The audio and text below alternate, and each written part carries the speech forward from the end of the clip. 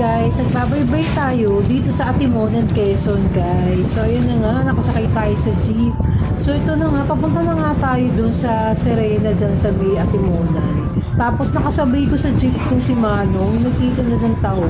Gusto ko sana bumili ng taho guys, kaya lang nahiya ako dahil kasi umaandar yung jeep, baka biglang tumapon yung tahong tinda niya. Kaya hindi na lang ako bumili guys, no? Sayang nga, sarap pa naman ng taho. Minsan na lang ako makakain ng taho. Dahil wala kang dumadaan sa amin. So natsyempohan ko nga si Manong doon sa jeep, maintain kang taho. Pero bigo pa rin ako, hindi ako nakabili. So yun na nga guys, nasa jeep kami, papunta kami sa Atimonan.